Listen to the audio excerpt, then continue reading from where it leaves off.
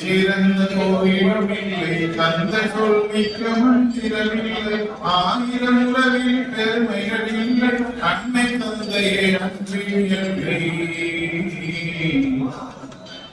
தாயே சிறந்த கோயிலுமில்லை தந்தை சொல் மிக்க மந்திரமில்லை. வணக்கம். 20/1/2026 செவ்வாய்க்கிழமை மாலை தஞ்சாவூர் மாவட்ட மைய நூலகத்தில் நூலக வாசகர் வட்டத்தின் 2வது மாதாந்திர கூட்டம் மைய நூலக வாசகர் வட்ட தலைவர் எழுத்தாளர் திரு எஸ். ராஜவேலு அவர்களின் தலைமையில் நடைபெற்றது. கூட்டத்திற்கு வந்திருந்தோரை மாவட்ட மைய நூலக முதல்நிலை நூலகர் வாசகர் வட்ட செயலாளர் திருமதி கி. சசிகலா அவர்கள் வரவேற்றார். வாசகர் வட்ட செயற்குழு உறுப்பினர் கவி அருவி வல்லம் தாஜ்பால் அவர்கள் கவிஞர் மகுடேஸ்வரன் அவர்களின் புலிப்பரல் என்னும் கவிதை தொகுப்பினை தனக்கே உரிய கவித்துவமான நடையில் அறிமுகம் செய்து வைத்தார்.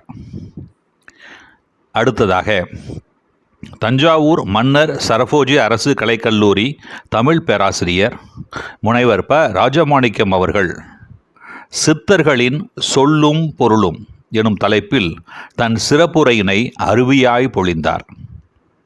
வாசகர் வட்ட செயற்குழு உறுப்பினர் லயன்சா குருநாதன் அவர்கள் நன்றி கூற கூட்டம் இனிது நிறைவுற்றது. வாசகர் வட்ட செயற்குழு உறுப்பினர் திரு க. ஐயனார் அவர்கள் நிகழ்வினை திறம்பட தொகுத்து வழங்கினார்.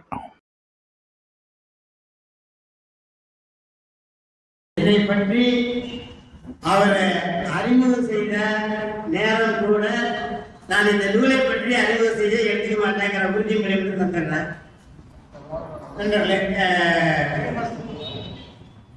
வாசகர் வட்ட தலைவர், இந்த கூட்டத்தின் தலைவர், நூலாசிரியர்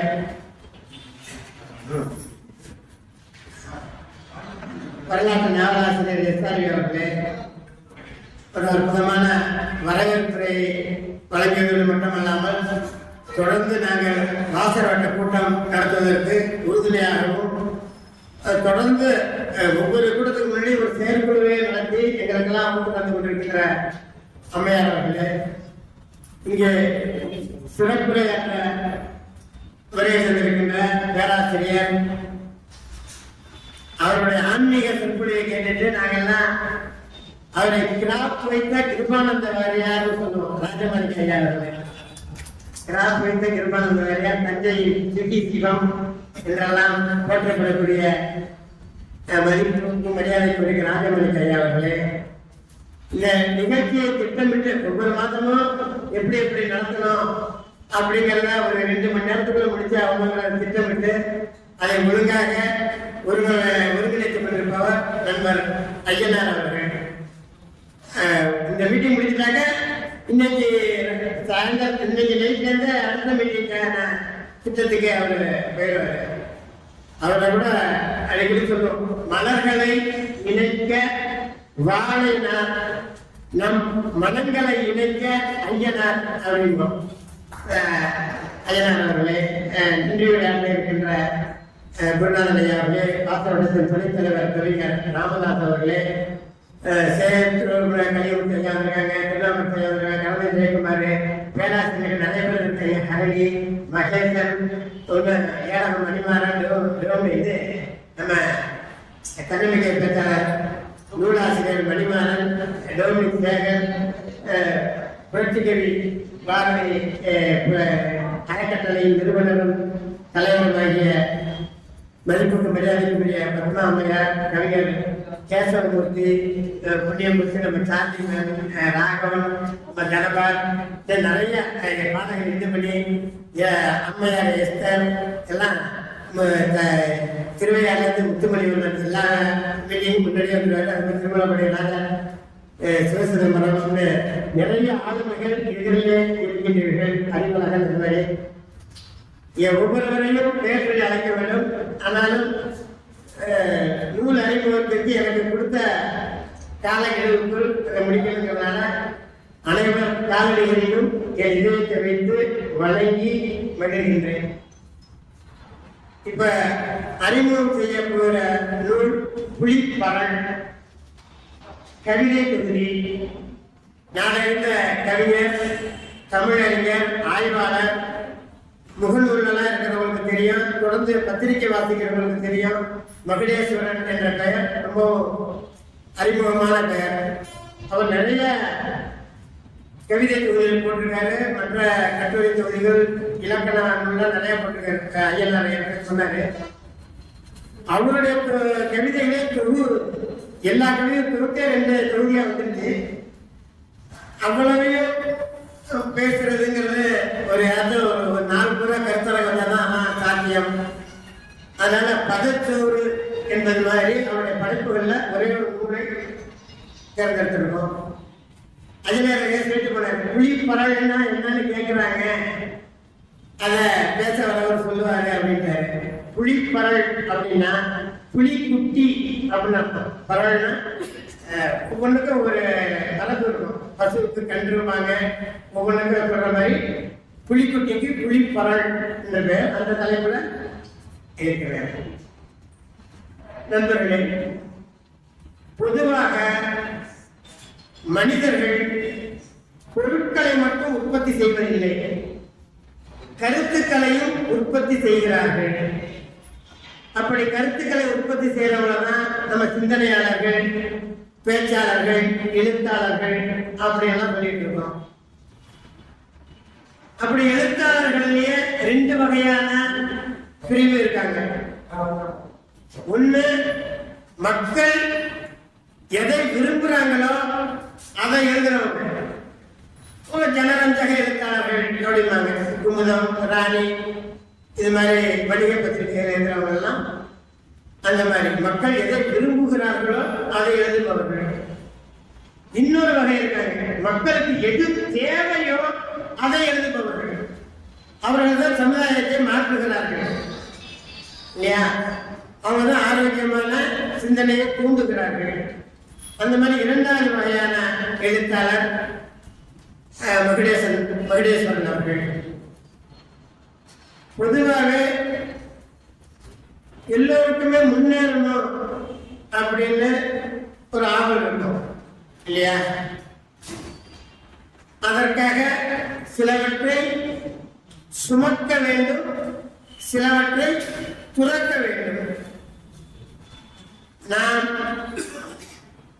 யார் என்று பிறருக்கு விளங்க வேண்டும், அதற்கு நாம் சுழங்க வேண்டும். வாய்ப்புகள் எல்லாருக்குமே வந்துகிட்டு இருக்கு. காலம் சாதிப்பதற்கான சிறகுகளை எல்லாருக்கும் தருது. ஆனா கொஞ்சம் பேர் தான் அந்த சிறகுகளை பயன்படுத்தி கொண்டு உயரே பறக்கிறார்கள். பெரும்பாலும் அந்த சிறகுகளிலிருந்து இறகுகளை பிடுங்கி சுகமாக காது உடைந்து கொண்டிருக்கிறார்கள். பொதுவான விளைவியல். எல்லோர் வீட்டு கதவையும் வாய்ப்பு தட்டிக்கொண்டே இருக்கிறது. ஆனால் மிக மிக மெதுவாக தட்டுகிறது. நாம் தான் கூர்ந்து கவனிக்க வேண்டும் அப்படின்னா. இன்றுள்ள வாய்ப்புகள் எப்படி இருக்கு அப்படின்னு இவர் எழுதியிருக்கிறாரு. நம்ம பறவையோட இயல்பை பார்த்திருக்கோம். ரோட்ல ஒரு இறைச்சி துண்டு கேட்பாரற்று கிடக்கும். எந்த போட்டியும் இருக்காது. ஆனாலும் அந்த பறவை ரொம்ப மின்னல் வேகத்துல வந்து அதை கொத்திக்கிட்டு போயிடும். அதுக்கு யாரோ குடுங்க வர மாதிரி வேகமா வந்து குத்திட்டு போயிடும். ரோட்ல கேட்பாரற்று கிடக்கின்ற இறைச்சி துண்டுக்கு இவ்வளவு வேகம் காட்டும் பறவை. வாய் பிளந்து இருக்கின்ற முதலையின் பள்ளி இடுக்குல இறைச்சி துணுக்கு இருக்கு. அதை வந்து கொத்திக்கிட்டு தப்பி பறக்கணும். அப்படித்தான் இன்றைய வாய்ப்புகள் இருக்கின்றன அப்படின்னு ஒரு கவிதை எழுதுகிறார்.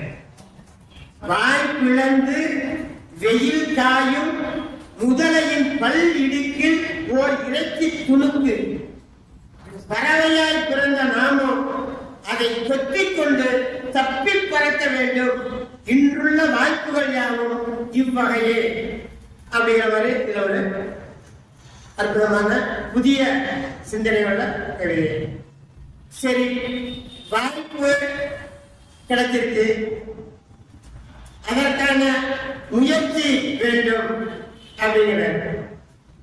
தோண்டாமல் வைரங்கள் கிடைப்பதில்லை, தூண்டாமல் தீபங்கள் எரிவதில்லை, வேண்டாமல் விரும்பியது வாய்ப்பதில்லை, தாண்டாமல் தூரங்கள் குறைவதில்லை. இல்லையா? நம்ம முயற்சி செய்ய தயக்கமே அதனுடைய அளவை பார்த்து இவ்வளவு தூரத்தை நம்ம எப்படி கடக்க போறோம் அப்படிங்கிறது அந்த தயக்கம் தான் முயற்சிக்கு தடையாவே இருக்கு. சொல்லுவாங்க, 1000 மைல் கடந்தவர்கள் கூட ஒவ்வொரு மைலாகத்தான் கடந்திருப்பார்கள். இல்லையா? மிகப்பெரிய அழகான கோலம் வரைந்தவர்கள் கூட ஒவ்வொரு புள்ளியாகத்தான் வைத்து அதை தொடர்ந்து வரைந்திருப்பார்கள். அதை இவர் சொல்ற முயற்சி அளவை கண்டு பயப்பட வேண்டியதில்லை. எவ்வளவு பெரிய கட்டடமா இருந்தாலும் ஒவ்வொரு செங்கலா வச்சுதானே கட்டுறாங்க. இவர் சொல்றாரு புதிய பாணியில, 10 அடுக்கு மாளிகையே ஆயினும், 10 அடுக்கு மாளிகையே ஆயினும் அது கட்டப்படும் போது ஒரு சித்தாளின் தலைச்சுமையாக இருந்ததுதான் அப்படிங்கிறாரு. சரி, வாய்ப்பை பயன்படுத்த முயற்சி செய்யறோம். அடுத்து என்ன தடையா இருக்குன்னா நமக்கு அச்ச உணர்வு. அச்சம் தான் எல்லா விதமான சரிவுகளுக்கும் காரணம். நம்ம முன்னே செல்ல விடாமல் பின்னுக்கு இழுப்பது அந்த அச்சம் என்கின்ற மாய சங்கிலி தான். இல்லையா? அது எந்த அளவுக்கு இருக்கணும்னா, நம் பலம் தெரியாத அளவுக்கு நாம் பயம் கொள்கின்றோம். நம் பலம் தெரியாமல் பயம் கொள்கின்றோம். இதை பற்றி இது ஒரு அற்புதமான கவிதை ஒன்று இருக்கு. கண்ணாடி மாளிகைக்குள் இருப்பவன் கையில் ஒரு கல் இருக்கிறது, அவன் அந்த கல்லை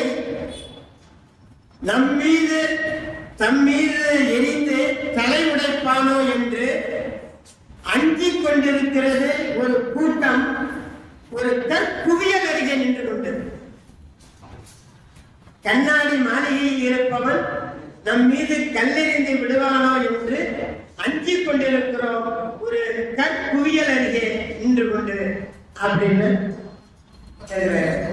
சரி, அச்சமில்லை, முயற்சி இருக்கு, வாய்ப்பு இருக்கு. அடுத்தது நம்பிக்கை வேண்டும் அப்படிங்கிறார்.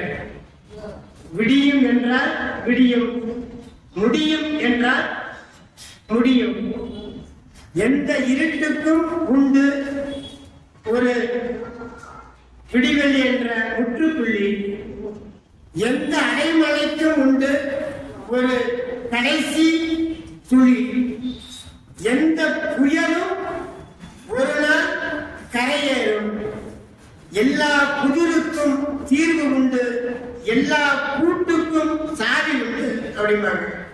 இவரு நம்பிக்கையை பற்றி இதுல ஒரு அற்புதமான கவிதை இருக்கிறார். எவ்வளவு உயர்ந்த மரம் ஒரு கையளவு நிலத்தில் குடைந்து பற்றித்தான் மண்ணில் வேர் கொண்டிருக்கிறது.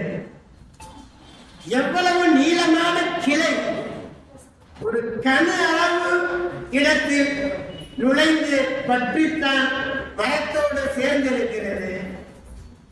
எவ்வளவு திரண்ட கனி விரலளவு காம்பு தன்னை விட்டுவிடாது என்று தான் அதை கிளையோடு ஒட்டி இருக்கிறது அப்படின்னு நம்பிக்கைய ஒரு புதிய பாணியில புதிய பார்வையில் அவர் சொல்கிறார்.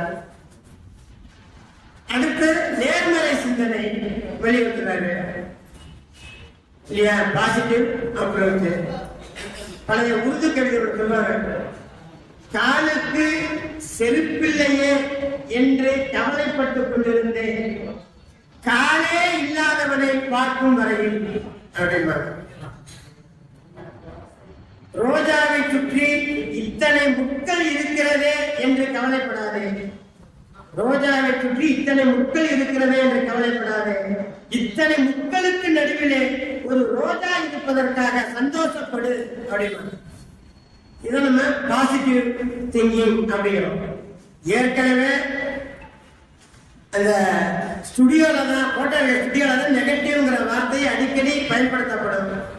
ஆனால் இப்ப டிஜிட்டல் கேமரா வந்த பிறகு புகைப்பட ஸ்டுடியோல கூட நெகட்டிவ்னு யாரும் சொல்றதில்லை. எனவே நெகட்டிவ் என்பது நம் ரத்தத்தில் மட்டும் இருக்கட்டும், சித்தத்தில் வேண்டாம். என்ன பாசிட்டிவ் திங்கிங்?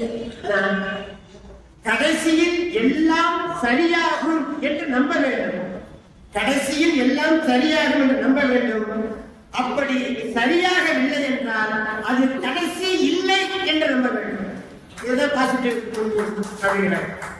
இவர் சொல்றாரு, ரொம்ப அற்புதமா இருக்கு. நாம் சேர்ந்து வாழ தேர்ந்துள்ள இடத்தில் பகல் ஒளி பரவி நிழல் போல் குளிரும், இரவு வானம் வைரம் சிந்தும், விண்மீன் நிகழ்த்த பூக்கள் பூக்கும், அருகில் மலை முகடு பனி மகுடம் அணியும், ஓரமாய் சில ஓடைகள் செல்லும், பறவை வந்து தோல் மீது அமரும், மானும் முயலும் மடி மீது துயிலும், நமக்கு முன்னே வாழ்ந்தவர் வாழ்த்து வெளிதனில் அலையும், நமக்கு முன்னே வாழ்ந்தவர் வாழ்த்து வெளிதனில் அலையும் அப்படிங்கிறார். அவ்வளவுதான்.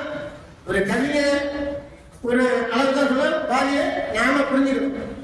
எனவே எதற்கும் கவலைப்படாதேங்கிற துணியில அந்த கவிதை முடியும். சரி, இதெல்லாம் ஒரு தனிப்பட்ட வாழ்க்கைக்கான பண்புகள். சமூக வாழ்க்கைக்கு என்ன செய்ய வேண்டும்? நல்லிணக்கத்தோடு வாழ வேண்டும், நாமும் வாழ வேண்டும், பிறரையும் வாழ விட வேண்டும். நீயா நானா என்பது அல்ல வாழ்க்கை, நீயும் நானும் என்பதே வாழ்க்கை. மனசு ஒரு பாராசூட், மனசு ஒரு பாராசூட், அது விரிந்தாதான் பலன் கொடுக்கும். அதை சொல்றாரு, விலங்குகளை வைத்து சொல்றாரு, ஆடு மாடுகளின் கடி வலிமைக்கு மேயும் சிறு புள்ளை வேரோடு பெயர்த்திருக்கலாம், அடுத்து தலைக்காதபடி அழிக்கலாம். அவ்வாறன்றி நுனி இலை கடித்தபின் வேர் கலைக்காமல் அடுத்ததை நோக்கி நகர்கின்றன. அந்த அறிவு மனிதனுக்கும் வேண்டும் அப்படிங்கிறது. மாட்டின் பல்லுக்கு வேரோடு புல் பிடுங்கும் ஆற்றல் இருக்கிறது. ஆனால் அதை செய்யாமல் ஏனைய கால்நடைக்கும் இறை வேண்டும் என்பதனால் நுனிக்குள் மட்டுமே மேய்ந்து நகர்கிறது அப்படிங்கிறது. அடுத்து அவர் சொல்றது, பிறருக்கு உதவுங்கள். வாழ்வின் நோக்கமே பிறருக்கு உதவுதான். சொல்லுவாங்க, வங்கி கணக்குக்கும் வாழ்க்கை கணக்குக்கும் சின்ன வித்தியாசம் தான். வரவு வைக்க பற்று குறைவது வங்கி கணக்கு, பற்று வைக்க வரவு அதிகரிப்பது வாழ்க்கை கணக்கு. விளையாட்டுக்கும் வாழ்க்கைக்கும் கூட சின்ன வித்தியாசம் தான். விளையாட்டில் மற்றவரையெல்லாம் பின்னுக்கு தள்ளிவிட்டு தான் மட்டும் முன்னே செல்பவன் வெற்றி அடைகிறான். வாழ்க்கையில் தான் முன்னேறும் போது பிறரையும் முன்னேற்றுபவன் வெற்றி அடைகிறான். எவ்வளவு பேரை நேசிக்கிறோம், எத்தனை பேரால் நேசிக்கப்படுகிறோம் என்பதை வைத்துத்தான் வாழ்க்கை மதிப்பிடப்படுகிறது. அதை ரொம்ப அற்புதமா ஒரு 2 வரியில் சொல்றாரு. அந்த இலையே பழுத்து இட்டு விழுந்து நீரில் கிடக்கிறது. அந்த இலையே பழுத்து இட்டு விழுந்து நீரில் கிடக்கிறது. அந்நிலையிலும் அது ஒரு எறும்புக்கு படகாகிறது. அந்நிலை படகாகிறது இல்லையா? இலை மரத்தில் இருக்கும் வரையில் ஒளிச்சேர்க்கைக்கு உதவுகிறது, நிலத்தில் விழுந்தாலும் மண்ணுக்கு உரமாகிறது, நீரில் விழுந்தால் எறும்புக்கு படகாகிறது. அவ்வளவுதான் கவிஞர் சொல்லணும். அந்த அளவு தான் சொல்லியிருக்கேன். பாக்கி நல்லா புரிஞ்சுக்கணும் நம்ம என்ன செய்யணும் அப்படின்னு. இந்த இலை எறும்பு இதை வச்சு ரெண்டு நுணுக்கமான விஷயங்கள் இருக்குது. ஒண்ணு, இலை எறும்புக்கு உயிர் காக்கும் படகாக உதவுகிறது, இலையின் உதவும் தன்மை. இதுல இன்னொரு சொல்லப்படாத விஷயம், எறும்பின் தன்னம்பிக்கை. நீரில் விழுந்து தத்தளிக்கும் எறும்பு சரி நம்ம கதை முடிஞ்சிருச்சு இவ்வளவுதான் நினைக்காம அருகில ஒரு இலையை பார்த்ததும் அதை தள்ளி அதுல ஏறி அந்த இலை போற இடமெல்லாம் போய் கரை சேர்ந்தது இது கிடையாது. தண்ணியில விழுந்த எறும்பு தப்பிக்க முடியும் போது அதை வச்சு ஒருத்தர் ஒரு அற்புதமான கதை எழுதினார், சிறுகதை. அது மாதிரி குளத்துல ஒரு எறும்பு இலையில ஏறி கரை சேர்ந்ததை பார்க்கிறாரு.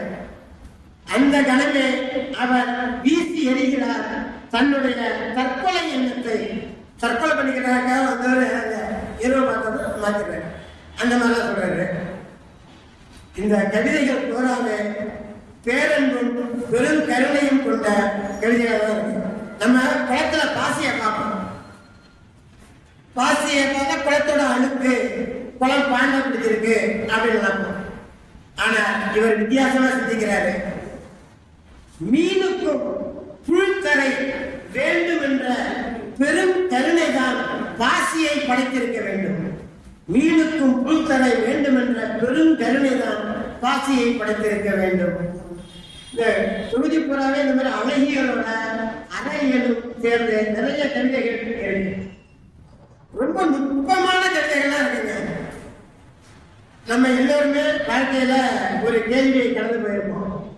நம்மளுடைய திருமண ஆல்பத்தை பார்த்துவிட்டு நம்ம குழந்தைங்க கேட்கும், அப்பா நான் இந்த ஆல்பத்தில் இல்லையே, நான் இப்ப எங்க போயிருந்தேன் அப்படின்னு கேட்கும். அப்ப பெரும்பாலும் அப்ப நீ பிறக்கவே இல்லடா அப்படின்னு சொல்லிட்டு அந்த கேள்வியை கடந்து விடுவார்கள். இன்னும் சில வில்லங்கமான ஆட்கள், இந்த போட்டா எடுக்கிறப்ப நீ என்கிட்ட இருந்த, மறுநாள் நீ உங்க அம்மா கிட்ட இருந்த அப்படின்னு சொல்லிட்டு சொல்றாங்க இல்லையா?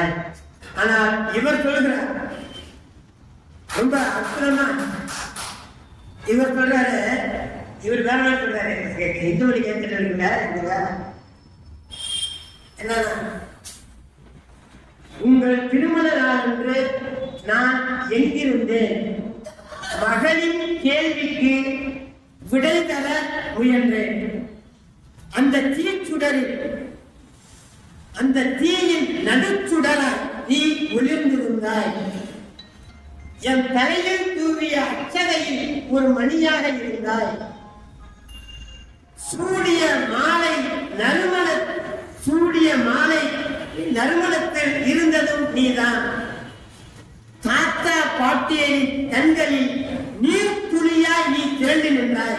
தாத்தா பாட்டியரின் கண்களில் நீர்த்துளியாய் நீ திரண்டு நின்றாய். உன் தாயை கரம் பிடித்த என் உள்ளங்கைக்குள் வெப்பமாய் இருந்ததும் நீதான். அப்படின்னு ரொம்ப நுட்பமான கவிதைகள்லாம் இல்லை, நிறைய இருக்கு. நிறைய பேர் மரத்தை பத்திலே இருப்பாங்க.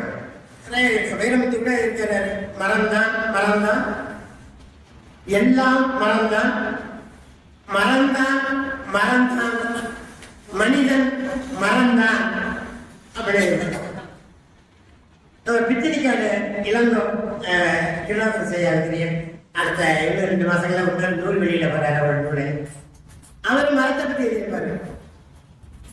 நம் மரணத்தில் நம்மோடு உடன்கட்டை ஏறுவது மரம் ஒன்றுதான். இவரு ரொம்ப வித்தியாசமா இருக்கு. இவர் எழுதின கவிதை என்னன்னா, காயும் கனியும், நீரும் நிழலும், உயிர் காற்றும் உத்திரமும், கதவும் நிலையும், மரம் ஈந்தவை என்று எழுதுகையில் இக்காகிதம் படபடக்கிறது. தாயை பற்றிய சொற்களால் பிள்ளை உள்ளம் அதிர்வது போல. கடைசியில் தரசாத்தை புரிஞ்சுக்கிட்டு கேட்டுட்டு இருக்காரு. வஜாசிருக்கிறது எவ்வளவு நுட்பமான கவிதை. காகிதம் இதை விளக்க வேண்டியதில்லைங்கிறான் இல்லையா? காகிதம் மரத்துலேருந்து பிறந்தது. மரத்தை பற்றி எழுதும்போது காகிதம் படப்படக்கிறதா ரொம்ப அற்புதம். தாயை பற்றிய சொற்களால் பிள்ளை உள்ளம் அதிர்வது போல இக்காகிதம் படப்படக்கிறதுங்கிற இப்படி எல்லா கவிதைகளுமே ஒரு புதிய பார்வையில் எழுதியிருக்கிறார். இப்ப உழவர் திருநாள்லாம் பண்ணாலும் உழவரை பற்றி இவர் ரொம்ப அற்புதமாக ஊத்திர குழம்பில் ஊறிய சாணத்தை முகம் சுளிக்காமல் கையால் அள்ளி வழிக்கும் உழவனே தனக்கு தாயுமானவன் என்று அறியும் மாடு அப்படிங்கிறாரு. நம்ம வயல் வரப்புல நடந்து போறப்ப நெற்கதிர்கள்லாம் கிடக்கும் சாஞ்சி, நம்ம அதை ஒதுக்கிட்டு போவோம். பல பேர் நடந்து போவாங்க. ஏன் அப்படி கிடக்கு அப்படிங்கிறது இவருடைய பார்வையில் இருக்கிறாரு. உழுது விதைத்து நீர் காய்ச்சி பயிரிட்டு உரம் வீசி களையெடுத்து முழுதாக காத்த உழவனுக்கு நன்றி செலுத்தத்தான் நெடுஞ்சான் கிடையாக அவன் நடக்கும் வரப்பில் விழுந்து வணங்குகிறது நெற்கதிர் அப்படிங்கிறார். நெடுஞ்சான் கிடையாக வரப்பில் விழுந்து வணங்குகிறது நெற்கதிர் அப்படிங்கிறாரு. இந்த மாதிரி ஏராளமான கவிதைகள் இதுல அழகியல் இருக்கு, காதல் கவிதைகள் நிறைய இருக்கு. அதே போல நிறைய அன்பு, கருணை இவற்றை வலியுறுத்துகின்ற கவிதைகள் நிறைய இருக்கு. அப்ப என்ன இல்லைன்னாங்க, இதுல எந்த கவிதைக்குமே தலைப்பு இல்லை.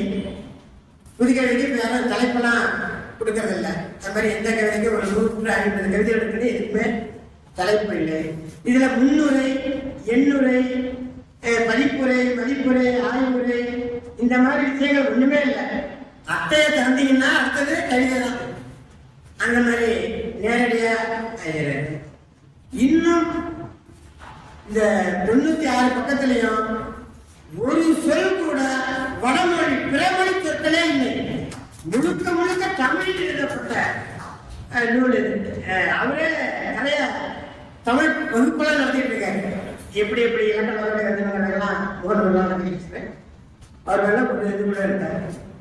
நண்பர்களே, எந்த கவிதை தொகுதியிலுமே ஒரு 4-5 கவிதைகள் நன்றாக இருந்தாலே அது சிறந்த தொகுதி என்று சொல்லிவிடுவார்கள். ஆனால் இதுல 90% கவிதைகள் அப்படியே கவித்துவம் உள்ள கவிதைகளாக இருக்கின்றன. கவித்துவம் என்னங்க? சாதாரணமா கவித்துவம் என்பது கவிதையின் சொற்களில் இருக்கிறதா, வரிகளில் இருக்கிறதா, வார்த்தைகளில் இருக்கிறதா அப்படின்னா அதெல்லாம் எதுவுமே இல்லை. படிக்கும் போது ஒரு சிலிர்ப்பு ஏற்படுகிற வாசகனுக்கு, அந்த சிலிர்ப்பு தான் கவித்துவம். அது இவருடைய எல்லா கவிதைகளிலும் இருக்கிறது. இந்த புது கவிதைன்னு ஐயா சிறப்பு பேச்சாளர் வரகுல நல்லா ஊறி கிடைக்க சங்க இலக்கியங்கள்லாம் நல்லா பேச முடியவங்க. ஆனா பொதுவா மரபு கவிதைக்கு புது கவிதை எதிரி அப்படிங்கிற மாதிரிலாம் நினைச்சிட்டு இருக்காங்க. அப்படிலாம் இல்லை. மரபு கவிதை நீட்சி தான் புது கவிதை. வள்ளலாறு பெரிய நமக்கெல்லாம் வாடிய பயிரை கண்ட போதெல்லாம் வாடினேன் அப்படின்னவர்.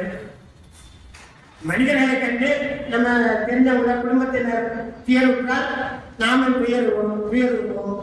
நாம் வளர்க்கும் பிராணிகள் துயரப்பட்டால் நாம் துயரடைவோம். ஆனா வள்ளலார் வாடிய பயிரை கண்ட போதெல்லாம் வாடியவர். அது மட்டும் இல்ல, அவர் இந்த ஆத்தகடல் இருக்க வலை, கடல் வரவர்களோட வலை, தூண்டி பறவையை பிடிக்கின்ற கண்ணி, இதை பார்த்தும் மனம் பிடித்தவர் வள்ளலார். மண்ணினில் வலையும் தூண்டிலும் கண்ணியும் வகையும் கண்டபோதெல்லாம் எண்ணினான் எண்ணியன் உள்ளம் நடுங்கிய நடுத்தம் எந்த நின் திருவுளம் அறியும் அப்படிங்கிறார் வள்ளலார். அதே தொடர்ச்சியா இவரு ஒரு கவிதை இருக்கிறார். வலை அழகானது, சின்ன கட்டங்கள், உறுதியான பின்னல்கள், அதை தொடலாம், மிதிக்கலாம், அதிலேயே படுத்துறங்கலாம், எந்த தீங்கும் இல்லை. ஆனால் அது எத்துணை கொடிய கொலைக்கருவி அப்படிங்கிறாரு வள்ளலாரோட சிந்தனையோட வீச்சு அப்படியே இருக்கு. அதனால புதுமை என்பது மரபை கத்தரித்துக் கொண்டல்ல, மரபை சுவீகரித்துக் கொண்டு தான் அதை ஒரு மகிழேசன் அருமையா செஞ்சிருக்கிறாரு. இது பொங்கல் காலம், கரும்பெல்லாம் சுவைச்சிருக்கீங்க. கரும்புல அடிக்கரும்பு இனிக்கும் சாதாரணமான கரும்புல. ஆனால் பேய் கரும்புன்னு ஒண்ணு இருக்கு. பேய் கரும்புல எல்லா பாகமும் இனிப்பாகவே இருக்கும். இந்த நூல் ஒரு பேய் கரும்பு. அவ்வளவுதான் நினைக்கிறோம். ஒரு நூல் அறிமுகம்னா அந்த படைப்பாளியின் எண்ணங்களை, கற்பனைகளை கேட்பவர்களுக்கு பதிய வைத்திருக்க வேண்டும், கடத்தி இருக்க வேண்டும். இதுல கடல் அளவு எண்ணங்கள் இருக்கின்றன. அந்த அளவுக்கு நான் அதையெல்லாம் உங்களிடம் பதித்திருப்பேனா என்று தெரியாது. ஆனால் கடலின் அலையளவாவது, அலையின் நுரையளவாவது, நுரையின் துளி அளவாவது இது உங்களிடம் கொண்டு போய் சேர்த்திருக்கிறது என்றால் அதுவே எனக்கு மகிழ்ச்சி. இந்த நூல் இந்த நூலகத்தில் இருக்கிறது, படித்து பயன்படுங்கள். வாய்ப்புக்கு நன்றி.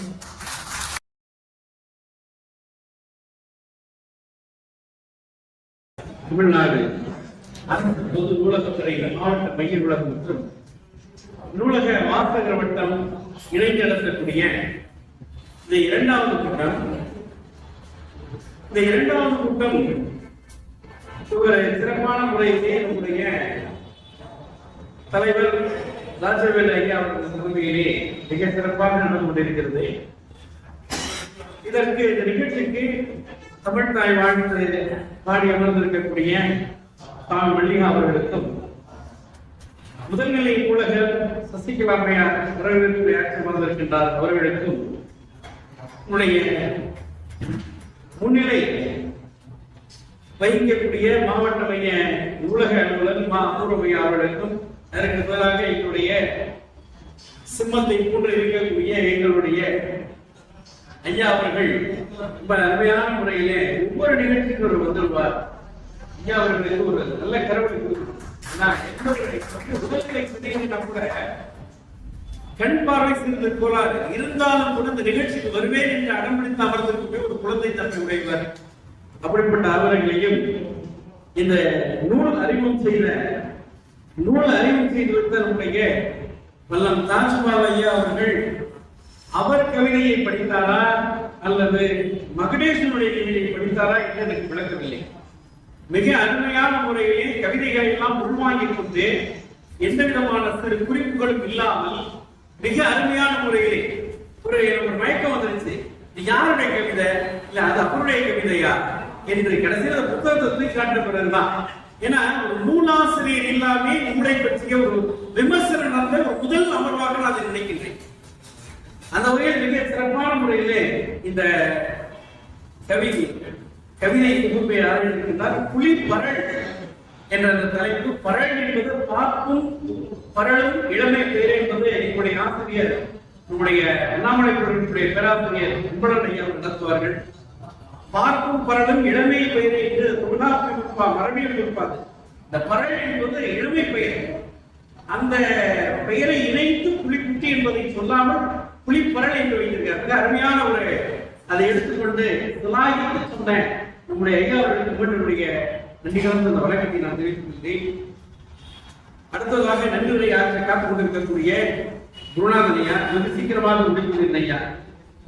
அடுத்ததாக தொகுப்புரை மிக அருமையான முறையிலே ஆட்சி கொண்டிருக்கக்கூடிய ஐயனார் அவர்களுக்கும், இந்த நேரத்திலே அன்னை வந்திருக்கக்கூடிய அழகமாநகர் வாசல் வட்ட பெருமக்களுக்கும், எனக்கு பாடம் சொல்லிக் கொடுத்த ஐயா ஆசிரியர் ஐயா அவர்களுக்கும், பக்கத்திலே அமர்ந்திருக்கக்கூடிய உணர்ச்சி பற்றி நான் தழும்ப தன்னை எந்த சொல்வது என்று தெரியாமல் அப்படி ஒரு உணர்ச்சி புலமா இருக்கக்கூடிய என்னுடைய தமிழ்ச்செல்வன் ஐயா அவர்களுக்கும், எங்களுடைய பேராசிரியர் அவருடைய சபையினால் அவருடைய முதல்வர் இன்றைக்கு நல்ல எங்களுடைய பாவலர் 100 விழாவிற்கு 102வது அந்த விழாவிற்கு அருமையான பேசி சென்ற ஐயா அவர்களையும், எங்களுக்கெல்லாம் அன்பு அத்தானாக இருக்கக்கூடிய சின்னாபஸ் ஐயா அவர்களுக்கும், இதை மிக செவ்வனே முறையிலே இதை செய்து கொண்டிருக்கக்கூடிய, இதை உலகம் முழுவதும் என்ன நடைபெறுகிறது என்பதை சொல்லிக் கொண்டிருக்கக்கூடிய தந்தை ஜெயக்குமார் ஐயா அவர்களுக்கும், என்னுடைய பேச்சை கேட்பதற்காக விரைந்தோடு இருந்திருக்கக்கூடிய மகேசன் ஐயா அவர்களுக்கும், ஏனைய சான்றோர் பெருமக்களுக்கும் முதலிலே மாலை வணக்கத்தை நான் தெரிவித்துக் கொள்கிறேன். சிதறனுடைய சொல்லும் பொருள் என்பது ஒரு வித்தியாசமான ஒரு செய்தியாக நான் பார்க்கிறேன். இங்கும் ஒரு சித்தர் இருக்கிறார். யோகிராம் சுந்தரகுமாரை போல விசிறி சாமியாராக அவர் இருக்கின்றார். இந்த சித்தர்கள் யார்? சித்தர்கள் என்பவர் கண்ணுக்கு தெரிப்பவர்களா, கண்ணுக்கு இருந்து மறைபவர்களா, அல்லது புற வேடம் விட்டுக் கொண்டு நம்முடைய கலந்திருப்பவர்களா என்று போன்ற பல சர்ச்சைக்குரிய கேள்விகள் எல்லாம் இருக்கின்றன. இன்றைக்கு மக்கள் எத்தை சென்றால் பித்தம் தெளியும் என்பதை போல அவரவர்கள் எந்த கோயிலுக்கு சென்றால் என்ன நன்மை ஏற்படும் என்று கிளம்பி போய் கொண்டிருக்கிறார்கள். ஆனால் எங்களை போன்ற தமிழ் புலவர்களோ சார்ந்தவர்களோ சொன்னால் கேட்க மாட்டார்கள். ஆனால் சோதிடர் சொன்னால் கேட்போம். சோதிடர்கள் சொன்னால் அந்த கோயிலுக்கு சென்றால் உடனே உங்களுக்கு விடுவி பிறக்கும் என்று சொன்னால் உடனடியாக அவர்கள் சென்று விடுவார்கள். அந்த வகையிலே இன்றைக்கு இந்த சித்தர்கள் என்பவர்கள் யார்? ரொம்ப அற்புதமான ஒரு சிந்தனைக்குரிய ஒரு செய்தி. நான் அண்ணாமலை பல்கலைக்கழகத்தில் பாடப்படுகின்ற போது எனக்கு அதற்கான வகுப்பை என்னுடைய அன்பழகன் அவர்கள் ஒதுக்கி தருவார். தொலைதூர கல்வி இயக்கத்திலே 4 நாட்கள் நாங்கள் பாடம் எடுப்போம். ஒவ்வொரு பேராசிரியர் ஒவ்வொரு கல்லூரிக்கு வருவார்கள். அப்போது எதிர்கால பாடத்திட்டத்தை முன்னிட்ட போது ராஜமாணிக்கனை எடுங்க நீங்க அப்படின்னு முதல்ல ஒரு ஆக்கமும் ஊக்கமும் முயற்சியும் கொடுத்த உங்களுடைய அன்பழகன் ஒரு கருவை எழுப்பலாம். ஏன்னா இன்னைக்கு நம்ம ஒவ்வொருத்தரும் நான் இன்னைக்கு நிக்கிறேன் அப்படிங்கிறதுக்கு காரணமே இன்னைக்கு இருக்கக்கூடிய விருப்பம். அந்த வகையிலே அந்த சித்தர்கள் என்பவர்கள் சாமானியர்களா என்ற ஒரு வினால் வருகின்றது. பல சாமியார்களுடைய கூட்டம் இன்றைக்கு பெருத்து விட்டது. கடந்த 5 ஆண்டுகளில் இல்லாத சாமியார்கள் நமக்கு வந்து விட்டார்கள். அவரவர்கள் ஒரு வண்ண வண்ண ஆடைகளை அணிந்து கொண்டிருக்கிறார்கள். சித்தர்கள் ஆடைகள் இருந்தவர்களா, பஞ்சம் அடைந்தவர்களா, இல்லை ஏதேனும் நாமகரணத்தை அவர்கள் சூட்டியிருக்கிறார்களா என்றெல்லாம் பார்த்து சொன்னால் அவர்கள் எதுவுமே இல்லை. அற்புதமான முறையில் சொல்றார்கள். தொல்காப்பியத்தை அவர் பற்றி சொல்லுகின்றார்கள். சித்தர்கள் யார் என்றால் நம்முடைய தொல்காப்பியத்திலே வாகித்திரையிலே சொல்லுவார் தொல்காப்பியர் அறிவர் என்று சொல்லுகின்றார். அற்புதமான முறையில அவர் சொல்லுகின்றார் சித்தர்களை அறிவர். மறுவில் செய்தி மூவகை காலமும் நெறியின் ஆற்றிய அறிவன் பேரு. மறுவில் செய்தி மூவகை காலமும் நெறியின் ஆற்றிய அறிவன் தேயும். அதாவது ஒவ்வொரு செயல்களை செய்கின்ற போது குற்றமில்லாமல் கடந்த காலம், நிகழ்காலம், எதிர்காலம் என்று சொல்லக்கூடிய 3 காலங்களில் பழுதர செய்து கொண்டிருக்கக்கூடிய இயல்பு படைத்தவர்கள் அறிவர். இதைத்தான் நம்முடைய கிட்டத்தட்ட 3000 ஆண்டுகளுக்கு முன்பே நம்முடைய சித்தர்களுக்கான ஒரு பொருளை வரையறுத்தவருடைய உலகம். அதற்கு பிறகு நம்முடைய நச்சினார்க்கு உரை எழுதிருக்கு சொல்றார். அகத்தினுடைய கலச யோகினிகளுக்கும் நாம் அறிவர் என்று சொல்லலாம். கலச யோகிகளுக்கும் அகத்திற்கான பிற சித்தராகிய கலச யோகிகளுக்கும் அறிவர் என்று குறிப்பிடலாம் என்று நச்சினார்க்கு சொல்றார். அவர்களின் துணை கொண்டு என்னுடைய உரையை நான் ஆரம்பித்தேன். அப்படி பார்க்கின்ற போது நமக்கு சித்தர்கள் சிவன்பா சித்தத்தை வைத்தவர்கள், சித்துக்கள் செய்தவர்கள், உத்தமா சித்திகள் செய்தவர்கள், எண்வகை யோகங்கள் செய்தவர்கள், மாந்திரிக தந்திரிக சோதிட சாத்திர கலைகளில் வல்லவர்கள் என்றெல்லாம் முன்னால் நாம் எல்லாம் பேசிக் கொண்டிருக்கிறோம். அவர் இந்த கலைகளில் அவர்கள் கற்றுத்துறை போகாமல் இருக்கிறார்கள். அப்படி பார்க்கின்ற போது சித்தர்கள் சொல்லக்கூடிய வாழ்க்கை மிக ஒரு பிரகாசமான ஒரு வாழ்க்கையை நமக்கு காட்டுகிறார். நையாண்டியாக முதல்ல சொல்றார். 18 சித்தர்கள் இருக்கிறாங்க. இந்த 18 சித்தர்கள் ஒரு சித்தர் ரொம்ப நையாண்டியா வாழ்க்கையை பேசுறாரு. நம்மளை பார்த்து ரொம்ப என்னடா வாழ்க்கை நீங்க வாழ்ந்துட்டு இருக்கீங்க, இந்த 10 மாசம் பிறகுறீங்க, உழுறீங்க, பிறகுறீங்க, அதுக்கப்புறம் செத்து போயிடுறீங்க, என்ன வாழ்க்கை கேட்க. நந்த வனத்தில் ஒரு ஆண்டி அவன் 4 மாதமாய் பிரியவனை வேண்டி கொண்டு வந்தான் ஒரு தொண்டி, அதை குத்தாடி போட்டுடைத்தான் ஆண்டி என்று சொல்லுங்க. நந்தவனம் என்பது இந்த உலகம், ஆண்டி என்பது நம்முடைய மனிதன், குயவன் இறைவன் யாரும் தெரியாது. இறைவன் வரல. ஏன்னா நீங்க கருப்பு சட்டை அணிந்தவர்களா இருக்கிறார்கள். நான் வெளியே போகணும். அதனால அந்த இறைவன் யார் என்பதை நான் சொல்ல வருகின்றேன். அப்ப இறைவன் என்பது தெரியல, ஏதோ பிரபஞ்ச வெளியில ஒரு ஒரு சக்தி இருக்கிறது தெரியல, அதுக்கு நம்ம வடிவம் கொடுத்துட்டு இருக்கிறோம். ஏன்னா நம்முடைய வடிவங்கள் இறை வழிபாடே உருவம், அருவம், அருவுருவம் என்று 3 நிலைகள் நாம் வழிபாடு செய்கின்றோம். உருவம் சிலை வழிபாடு, ஐடியல் வொர்ஷிப் என்று சொல்கின்றோம். அரு உருவம் என்பது சிவலிங்க வழிபாடு. உருவமே இல்லாத இங்கும் யாதுமாய் இருக்கின்றாய், பாரதி பாடுவதை போல தீக்குள் உருளைவிட்டால் நின்னை தீண்டும் முன்பும் தோன்றுதடா நந்தலாலா. அதுதான் இறைவன் எல்லா இடத்தையும் பார்க்கின்றார். அதாவது துர்காட்டத்தில் என்னுடைய கடவுள் முன்பாக்குறார், நோக்குவெல்லாம் அவையே பொருள், மரத்தல் மயக்கம் சாக்காடு என்று சொன்னார். அதுதான் இறைவன். அப்படி நந்தவனத்தில் ஒரு ஆண்டி அவன் 4 மாதமாய் உயவனை வேண்டி 10 மாதங்கள் சுமந்திருந்து பிறகு அந்த குழந்தையை பெற்றெடுத்து வாழாத வாழ்க்கையெல்லாம் வாழ்ந்துவிட்டு இறுதி மண்டை போட்டு விடுகிறது என்று மனித படத்தை பார்த்து ஒரு கேலியாக நகை செய்கிறார். சரி, அவர் மட்டுமா செய்தார் அப்படின்னு பார்த்தா இல்ல.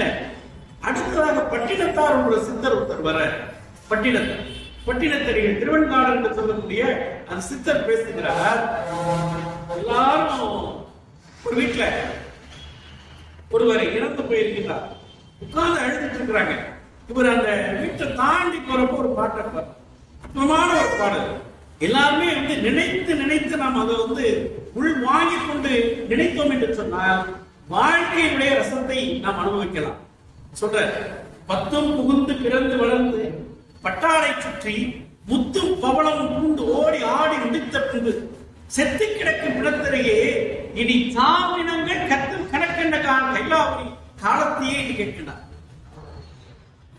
என்ன அழகா சொன்னார் பாருங்க. 10 புகுந்து பிறந்து வளர்ந்து, அது ஆண் குழந்தையோ பெண் குழந்தையோ, அந்த குழந்தை பெற்ற பிறகு அந்த குழந்தைக்கு ஏராளமான அணிகலன்களை எல்லாம் அணிவித்து அருமையான முறையில் இந்த குழந்தையை வளர்த்து அது பெரியவனாகி திருமணம் முடித்து இல்லற கடமைகளை முடிக்கின்றார்களோ இல்லையோ சட்டன அந்த இறப்பு இடுது. 10 புகுந்து பிறந்து வளர்ந்து பட்டாளை சுற்றி முத்தும் பவளம் கொண்டு ஓடி ஆடி முடித்த பின்பு செத்து கிடக்கும் இடத்தருகே பெயரை நீக்கி பிணம் என்று பெயரிட்டு சூரிய காட்டிலே கொண்டு போய் சுற்றி எரித்துட்டு ஊரெல்லாம் கூடி ஒழிக்க அணிவித்து நீரில் மூழ்கி நிலை புரிந்தார்கள். என்ன அழகான முறையில் அவ்வளவுதான் வைக்கிறதுலாம். இப்ப எல்லாருமே இந்த சுவாச காற்று இருக்கிறதுனால நம்ம எல்லாரும் நல்லா உட்கார்ந்து பேசிட்டு இருக்கோம். கொஞ்சம் இந்த ஜகத்துல இந்த பிராணாவாயு நம்ம சுவாசிக்க மறந்துட்டோம்னா இந்த உடல் டெட் பாடி முடிஞ்சு போச்சு. அப்ப இவ்வளவு பிரபஞ்ச வெளியில காத்து இருக்கு. இந்த மெஷினுக்கு மேனுஃபேக்சரிங் டேட் தெரியுது, ஆனா எக்ஸ்பைரி டேட் தெரியல, டேட் ஆஃப் பர்த் தெரியுது, டேட் ஆஃப் டெத் தெரியல. சோ நம்ம எல்லாரும் என்ன பண்ணிட்டு இருக்கோம், 80 90 வாழ்ந்துருவோம், நம்ம அடிச்சு அப்படின்னு நம்ம நினைச்சிட்டு இருக்கிறோம். ஆனால் எப்பொழுது நாம் முடிப்போம் என்பது நமக்கு தெரியாது ஒன்று, விடை காண முடியாத ஒரு தேடலை நாம் எடுத்துக் கொண்டிருக்கின்றோம். ஆகையினாலே அருமையான முடிச்சார், நீ சாப்பிடுங்கள் என்று சொல்ல. ஏன்பா உனக்கு மட்டும் என்ன வாழ்க்கை நிலையா இருக்குதா, நீயும் ஒரு நாள் போக போற, கடமையை செய்யுன்னு அப்படியே பார்த்து சொல்லிட்டு பாடிட்டு போயிட்டு இருக்கிறார். சரி ரைட்டு, இவரை சொல்லிட்டு போனாரு. எல்லாருக்கும் 3000 ஆண்டுகள் வாழ்ந்தார் ஒருத்தர் சொன்னாங்களே, திருமூலர் ஒருத்தர் 3000 ஆண்டுகள் மூளையில் உடம்பிலே தங்கி இருந்தவர் வாழ்ந்தார் என்று சொல்லியிருக்காங்களே, அவர் என்ன சொல்றார் அப்படின்ற எல்லாரும் தெரிந்த பாடல் தான். நான் தெரியாத கடினமான பகுதிகளை நான் சொல்ல வரவில்லை. உடம்பாரணியில் உயிராரணிவர் திடம்பட விஞ்ஞானம் சேரவும் மாட்டார், உடம்பை வளர்க்கும் உபாயம் அறிந்தே உயிர் வளர்த்தே உடல் வளர்த்து. அப்ப சுவர் இருந்தால்தான் சித்திரம். அப்ப அந்த உடலை எப்படி வைத்துக் கொள்ள வேண்டும், உடலை நாம் எவ்வாறு பேணி பாதுகாக்க வேண்டும், ரொம்ப ரொம்ப முக்கியமான விஷயம். இன்னைக்கு எங்க போனாலும் சின்ன பசங்களுக்கு கூட இன்னைக்கு சுகர்ன்றான், பிரஷர்ங்கிறாங்க, விதவிதமான வியாதிகளாக இருக்கின்றது. மருந்து கிடைக்க போனோம்னா நம்ம வியாதிகளுக்கு எல்லாம் அடிக்கி மாத்திரையா இருக்கு, அவ்வளவு வியாதி இருக்கு. சுவிஸ்டால்ல ஸ்வீட் அடிக்க வச்சிருக்க மாதிரி மாத்திரை டப்பா டப்பாவா இருக்கு, ரொம்ப வேடிக்கையா இருக்கு. இப்ப நம்ம அந்த வைத்தியத்தெல்லாம் போயிட்டோம், அம்மா இருக்கக்கூடிய அந்த அஞ்சரைப்பட்டி வைத்தியத்தை மறந்து விட்டோம், பாட்டி வைத்தியத்தை நாம் மறந்து விட்டோம். தலைவலிக்குமே உடனே மருத்துவரை போய்ப்பார். எந்த அளவுக்கு நாம் இன்றைக்கு நவீனத்தில் ஆழ்ந்து விட்டோம். சித்தர்கள் அதனால கழகக்குரல் எழுப்புகிறார்கள். சித்தர்கள் இறைவனுக்கு எதிராக கழகக்குரல் எழுப்புகிறார்கள் என்று சொன்னால் சடங்குகளுக்கு எதிராக தான் சொல்கிறார்கள். அப்படிப்பட்ட இவர்கள் உடம்பாரணியின் உயிராரணிவர். அதனால சொல்ல உணவே மருந்து, மருந்தே உணவு. 3 வேளை சாப்பிட்றவன் அவன் தான் நல்ல, 4 வேளை 5 வேளை போகி ரோகின்னு சொல்லிக்கிட்டே இருப்பாங்க. அப்ப எதை எவ்வாறு சாப்பிட வேண்டும் என்பதை நம்முடைய சித்தர்கள் நமக்கு வகையறிந்து நமக்கு தருகிறார்கள். அதோடு மட்டும் இல்லை, இன்னொருத்தர் ரொம்ப உச்சகட்டம் போய் ரொம்ப பேசுறாரு. மகேசன் பார்த்துட்டு இருக்கிற என்ன பேசிட்டு இருக்கிறாரு அப்படின்னு பாக்குறாரு, சரியா பேசுறானா அப்படின்னு. ஏன்னா ரொம்ப அற்புதமான முறையில நாங்கள்லாம் வளர்ந்தவர்கள். அவர் கேட்கிறாரு, அழுகணி சித்தர் சொல்லுங்க. அவர் பேருங்க அழுகணி சித்தர், அழகணி சித்தர். அவருடைய பாடல்கள் எல்லாம் அணிகள் நன்றாக இருக்கும். ஆனா பின்னாடி என்ன பண்ணா அழுகுணி சித்தர் ஆக்கிட்டாங்க அவர். ஏன் அப்படின்னு கேட்டீங்கன்னா, அழுகண்ணி தோல்கண்ணி என்று சொல்லக்கூடிய 2 மருத்துவ மூலிகைகளை அவர் பாடல்கள் நிறைய இடத்துல பயன்படுத்துறார். அதனால என்ன ஆயிடுச்சு, அவர் அழுகுணி சித்தரா மாறிட்டார். அவர் சொல்றார், அற்புதமான முறையில் சொல்றார், பையூரில் இருந்து மாலூரிலே பிறந்து மெய்யூர் போவதற்கு வேதாந்த வீடறிய, மெய்யூரில் போவதற்கு வேதாந்த வீடறிந்தால் பையூரும் மெய்யூரும் என் கண்ணம்மா பாழாய் முடியாதோ. என்ன அருமை பேசுறாரு, என் கண்ணம்மான்னு சொல்றாரு. சாதாரண சொல்ல, இந்த பையூருங்கிற கர்ப்ப பையன் பையூருங்கிறார். இந்த உலகத்தை பாழூர் என்று சொல்லுகின்றார், நிதர்சனமான உண்மைகளை சொல்லுகின்றார். எப்பவுமே எல்லாருமே கண்கட்ட பிறகுதான் நம்ம சூரிய நமஸ்காரம் செய்ய தோணும். நல்லா இருக்கிறப்ப நம்ம செய்ய மாட்டோம், யார் சொன்னாலும் கேட்க மாட்டான், வாத்தியார் சொன்னா கேட்கறது கிடையாது. இப்ப மாணவர்கள் எல்லாரும் அடக்க முடியலைங்கிறது பெரிய விஷயமா இருக்கு, விடுன்னு சொல்ல முடியாது. இந்த அரசு மாணவர்களுக்கு பாதுகாப்பா இருக்கிறது. 1000 ரூபாய் கொடுத்து அவர்களை பாதுகாக்கின்றது மாதந்தோறும். ஆசிரியர்கள் கைவிட்டு விட்டார்கள் இன்றைக்கு. ஐயா நல்லா பதிவு பண்ணிக்கலாம், ஒன்றும் பிரச்சனை இல்லை. அதனால இப்ப நாங்கெல்லாம் ஆமா எங்க ரொம்ப மாணவர்களை எப்படி அடக்கணுங்கிறது தெரியவில்லை எங்களுக்கு. நம்ம சிட்ட வச்சுட்டு வர்றான், தன் தோட போட்டு வர்றான், என்ன பண்ணிட்டு வரான்னு எங்களுக்கு தெரியல. இதன் மூலமா பொருள் கொடுக்கலாம், அதுக்காக பொருள் அது எதையும் செல்லக்கூடாது, செய்யக்கூடாது, நடவடிக்கை எடுக்கக்கூடாதுங்கிறாங்க. இடைநீற்றல் இருக்கக்கூடாது. ஒரு திடீர்னு ஓடி போயிட்டாலும் அவங்க கண்டுபிடிச்சு கொண்டு வாங்குறாங்க, வீட்டுக்கு போய் பார்த்துட்டு வாங்குறாங்க. அப்ப அந்த மாதிரி ஆளுங்க கிடையாது. என்கிட்ட இருந்து கேட்டா கேள்வி இல்லையா, நான் அப்படியே பாடிட்டு போயிட்டே இருக்கேங்கிற சொல்லக்கூடிய மரபில் வந்தவர்களுடைய சித்த புருஷர்கள். அவர் சொல்லுகிறாரு பாருங்க, அதாவது எது உண்மை எல்லாம் நம்ம சொல்லிட்டோம், எல்லாம் ஒரு சாம்பிள் மாதிரி சொல்லி வந்துருக்கிறேன். இப்ப எது உண்மையான தெய்வம் அப்படிங்கிறது நம்ம ஒரு கேள்வி. பக்கத்துல பெரிய கோயில் இருக்கு, இந்த பக்கம் போனா மாரி கோயில் இருக்கு, இந்த பக்கம் காளி கோயில் இருக்கு, எல்லா கோயில் இருக்கு. எல்லா கோயிலையும் இன்னைக்கு பாத்தீங்கன்னா அப்படியே விசேஷங்கள் குட்டி தீங்குது. விளக்கு பூஜைங்கிறாங்க, அங்க பூஜைன்றாங்க, எல்லாம் இன்னைக்கு படாடமா பேசிட்டு இருக்கிறாங்க. ஆனால் அந்த தெய்வம் நேரில் என்று பேசுகிறதா என்று ஒரு கேள்வியை சித்தர் வைக்கின்றார் சிவவாக்கியார். நட்டகல்லை சுற்றி வந்து 4 புஷ்பம் சாத்தியே, நட்டகல்லை தெய்வம் என்று 4 புஷ்பம் சாத்தியே, சுற்றி வந்து உணவன் என்று சொல்ல மந்திரம் ஏதடா. நட்டகல்லும் பேசுமோ, நாதன் இருக்கையில் சுட்ட சட்டி கரிச்சுவை மகத்துவம் அறிவோ என்று கேட்கிறார். அருமையான கேட்கிறார். நட்டக்கல்லை, இந்த கல்லை தேர்வு செய்து சிற்பி வச்சு சபதிய வச்சு நல்ல கல்லை தேர்வு செய்து அந்த கல்லை ஒரு வடிவம் கொடுத்து, அது என்ன ஒரு விநாயகரும் முருகன் பெருமானும் ஏதோ ஒரு வடிவத்தை கொடுத்து நூதன முறையில் கும்பாபிஷேகம் செய்து அதை வழிபாடு செய்து சுத்தி வர்றோம். மொத்தம் சொல்றான் 11 சுத்து சுத்துங்க, 16 சுத்து சுத்துங்க, 32 சுத்து சுத்துங்க. இல்லைங்க, நீங்க ஆன்டி ரியாக்ஷன்ல சுத்துங்க, ஆன்டி கிளாக் வைஸ் சுத்துங்க. நிறைய விஷயங்கள்ல நீங்க பார்க்கலாம். நீங்க கோயில இடதுபுறமா சுத்திருந்தாங்கன்னா ஒருத்தன் வலதுபுறம் என்னன்னா உங்களுக்கு தெரியாதுங்க, எடுத்தாலும் தெரியுமா? உங்களுக்கு வித்தியாசமான நாட்கள் நீங்க கோயில் உள்ள போனீங்கன்னா நீங்க நிறைய விஷயங்களை நீங்க பார்க்கலாம். அப்ப கேட்கிற நட்டக்கல்லை தெய்வம் என்று சுற்றி வந்து 4 வருஷம் சாத்திங்க, சுற்றி வந்து குணமுணன்று செல்லும் மந்திரம் வேண்டாம். என்ன மந்திரம் வச்சிருக்கேன், என்ன மந்திரம்ன்றது என்ன? அடுத்தது அதுக்கு வராது. மந்திரம்னா என்னன்னு சொல்ல வர, அது பேசுமா? உங்ககிட்ட பேசும்போதா நீ எவ்வளவு தூரம் வந்திருக்க, 40 நாள் மேல வந்திருக்க, உனக்கு நான் என்ன வேணும், டிஆர்பிஎல் மேல வாங்கி தரவா கேட்கப்படுறா? இல்ல. ஏன் அப்படின்னா அது பேசாது. அது எப்படி என்று சொன்னால் இறைவன் அடைவதற்கு அது ஒரு ஊடகமாக இருக்கிறது. இறைவன் யார் என்று தெரியவில்லை. அந்த இறைவனை நீ மனமது செம்மையானால் மந்திரம் தேவையில்லை. பின்னாடி சொல்றாரு, மனமது செம்மையானால் மந்திரம் தேவையில்லை. அப்படி இறைவனை அடைவதற்கு அது ஒரு நிலைக்கடனாக இருக்கிறது. எவ்வாறு ஒரு நெருப்பிலே ஒரு அண்டாவை வைத்து அறுசுவை உணவை நாம் தயாரிப்பதற்கு அந்த உணவுக்கும் நெருப்புக்கும் இடையில் ஒரு அண்டா தேவைப்படுகிறதோ அதை போல்தான் இந்த கல்லால் செய்யப்பட்ட விக்கிரகங்கள் என்று அவர் சொல்லுங்க. இதுதான் அவர் சொல்றார். கல்லால் செய்யப்பட்ட விக்கிரகங்கள் தான். விக்கிரக ஆராதனை என்று நம்மிடம் இருக்கிறது, சிலை வழிபாடு என்று நான் சொல்லுவேன். அப்படி சொல்லிட்டு அவர் சொல்றாரு பாருங்க. இன்னும் ஒருபடி மேலே இருந்து நமக்கு இந்த கும்பாபிஷேகத்துக்கெல்லாம் பாலாலயம் பண்றேன், அங்க யாக பூஜை பண்றேன், கலசத்தை நான் உட்கார்ந்து நான் செய்யறேன் அப்படிங்கிறத பார்த்துட்டு அவர் சொல்ற, இட்ட குண்டம் ஏதடா வேள்வி சொல்றார். இட்ட குண்டம் ஏதடா இருக்கு வேதம் ஏதடா, இட்ட குண்டம் ஏதடா இருக்கு வேதம் ஏதடா, சுட்ட மண்கலத்திலே சுற்று நூல்கள் ஏதடா.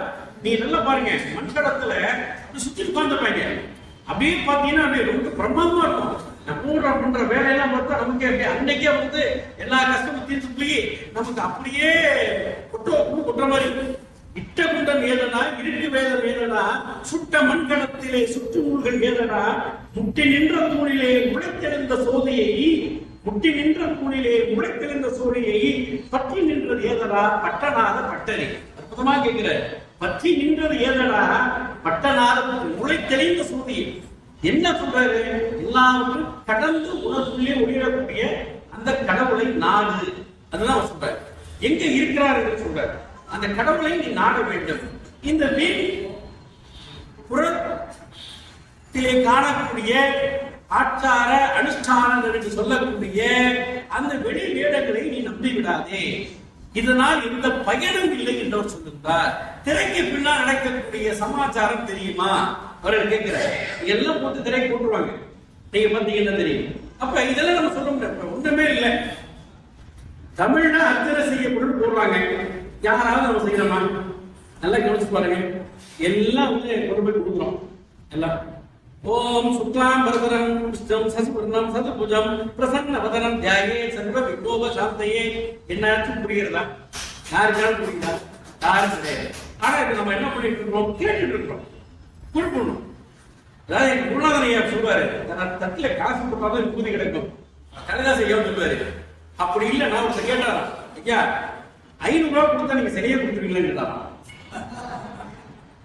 10 ரூபாய் போட்டாரு விபூதி கொடுக்குறீங்க, நான் 500 ரூபாய் போறது சரியா கொடு அப்படின்னா சொல்லிட்டு வெளியில வரமுடியல. ராஜன் பாண்டிக்கு எல்லாம் உட்கார்ந்துருக்காங்க அப்படின்னாரு பட்டிமன்றத்துல. அப்ப இந்த அறிவுபூர்வமான அந்த கேள்விகளை யோசிக்க வைக்கின்றார். இட்ட குண்டம் ஏதனா இருக்கு வேதம் ஏதனா, ரிக்கேது சாமம் அதர்வனம், அதற்கு மாறாக தோன்றியதான் தமிழ் வேதங்கள் என்று சொல்லக்கூடிய தேவார திருவாசகங்கள். ஆண்மை அன்பர்களே, பெரியோர்களே, ஆழ்மைகளே, நன்றாக உணர வேண்டும். நாம் நமக்கான வேதங்கள் என்பது நம்முடைய தேவார திருவாசகம் தான். அதில் சாதாரண விஷயம் அல்ல, அதிலே சொல்லப்படாத விஷயங்கள் எதுவும் இல்லை. ஆனால் இதை நாம் எல்லாம் விட்டு விட்டு வேறெங்கோ ஓடிக்கொண்டிருக்கிறோம். இதைத்தான் அவர்கள் ரொம்ப அருமையான முறையில கேட்டு விட்டு சொல்லிருந்தார்கள். ரொம்ப ரொம்ப அற்புதமான முறையில அர்த்தம் சொல்றாரு பாருங்க. போலி சாமியார்கள் ஒரு ஒரு வலுத்து எடுக்கிறார். போலி சாமியார்களை அவர் பேர் பாருங்க, வாழச்சாமியார் பேரு. அவர் பேர் வாழச்சாமியார், சித்தர்கள் ஒருத்தர் வாழச்சாமியார். அவர் பேசுறாரு போலி சாமியார.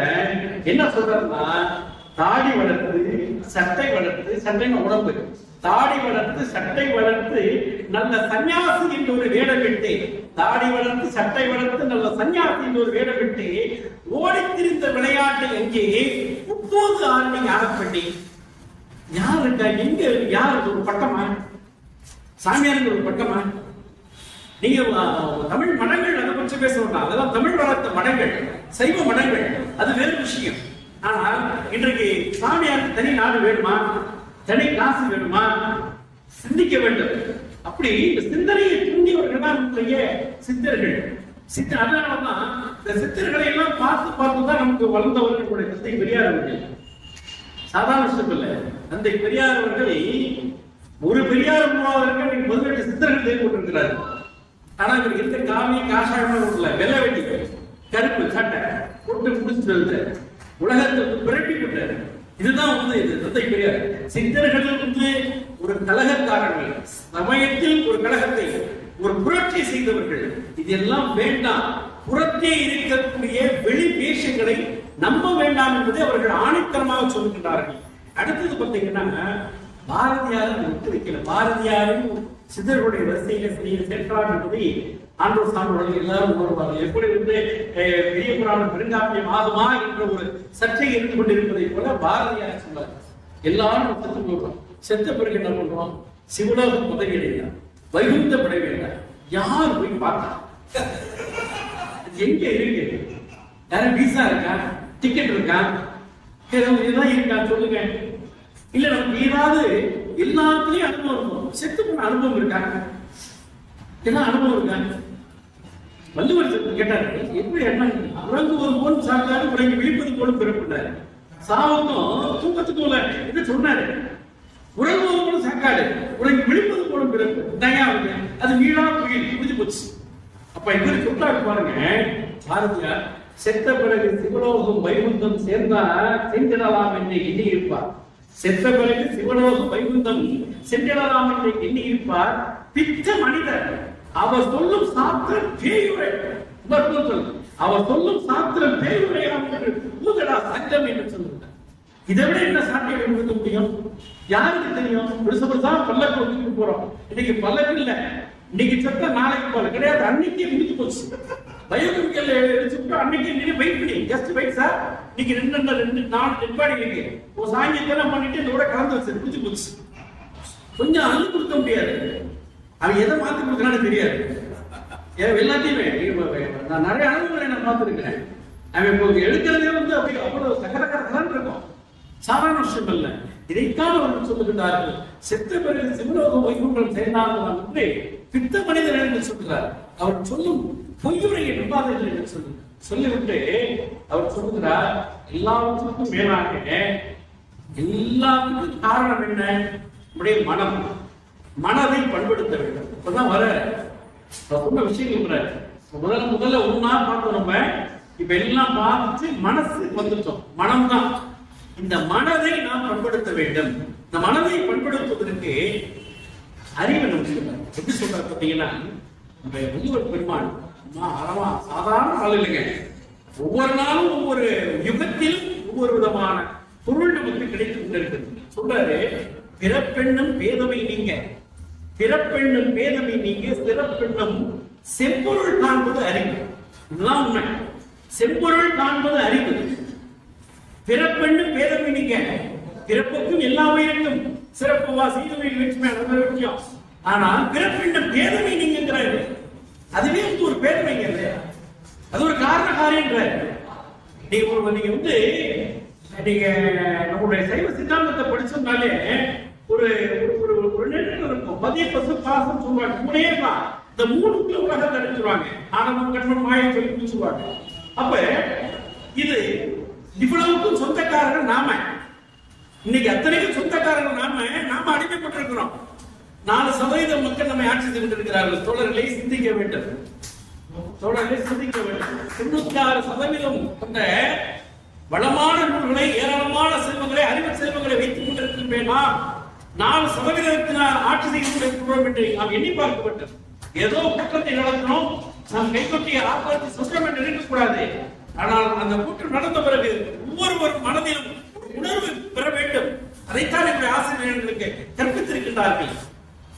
அந்த வகையிலே தந்தை பெரியார் என்று சொல்லக்கூடிய ஒரு மகான் வரவில்லை என்று சொன்னால் கண்டிப்பாக இந்த தமிழ் சமுதாயம் இருக்குமா என்று கேட்டால் இல்லை என்றுதான் நாம் சொல்ல வேண்டும். அவருக்கு முன்னுதாரணமாக இருந்தவர்களுடைய சித்தர்கள், அதைத்தான் அந்த சித்தர்களுடைய கழகம் கூற முடியும். சித்தர்கள் சாதாரண சாமானியர்கள் அல்ல, அதெல்லாம் ஒரு மிகையூட்டப்பட்ட செய்திகள். 3000 ஆண்டுகள், 4 யுகங்கள், 4 யுகங்கள், 484 நாட்கள், 2080 வருஷங்கள் என்பதை எல்லாம் நம்முடைய சூப்பர்மேன் மாதிரி சொல்லிட்டு போயிட்டு இருக்கிறதுக்கு. ஆனால் யார் என்று நமக்கு தெரியாது. ஆனால் அவர் சொல்லி வைத்த செய்திகளை நம்முடைய உடலுக்கு அதுதான் நம்முடைய உண்மையான ஒரு செய்தி.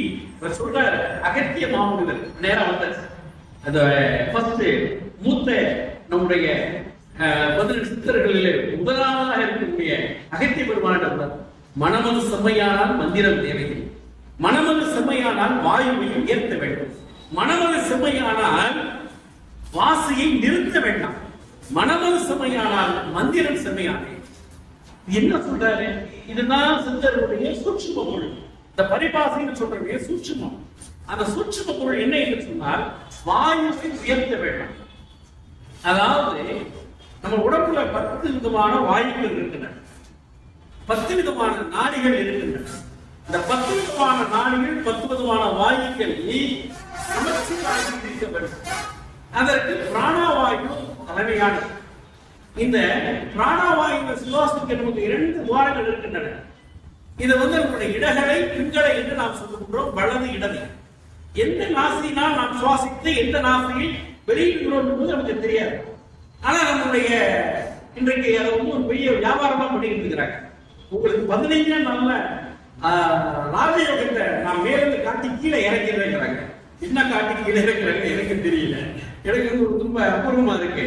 ஆறாதார தங்கு சிறுநகி பேராநிறுத்தி பேச்சுரை எடுத்து இடை பின்களை எழுத்தறிவித்து கடையில் சுழுமனை கபாலமும் காட்டினாங்க ஔவையார். சாதாரண லேடி கிடையாது, ஒண்டர்ஃபுல் லேடி, பவர்ஃபுல் லேடி. அதான் அப்படி சொல்லுது.